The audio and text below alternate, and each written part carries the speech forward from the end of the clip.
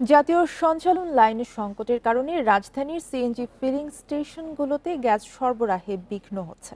দীর্ঘক্ষণ অপেক্ষার পরেও মিলছে না চাহিদার অর্ধেক গ্যাসও। বান্ডেল থাকলে প্রতি সেনমানিতে টাকা বাঁচবে। বিকাশ সেনমানি বান্ডেল কিনে জিতুন প্রতি লেনদেনে।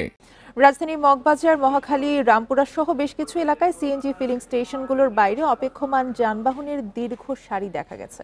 ফিলিং স্টেশন কর্তৃপক্ষ বলছে, কম্প্রেসার চালু করেও চাহিদার অর্ধেক গ্যাস দেওয়া যাচ্ছে না। এতে আর্থিক ক্ষতির মুখে পড়তে হচ্ছে তাদের। পেট্রোবাংলা জানিয়েছে, গরমে বিদ্যুতের চাহিদা বাড়ায় বিদ্যুৎ কেন্দ্রগুলোতে গ্যাসের সরবরাহ বাড়াতে হয়েছে।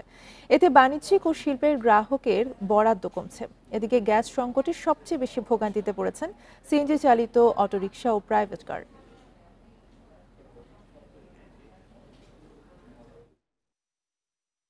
কামবে তো মনে করেন আইলে মনে করেন যে পেশা টাকা 190, কিন্তু গ্যাস টাকা 50 টাকা, 70 টাকা, 80 টাকা।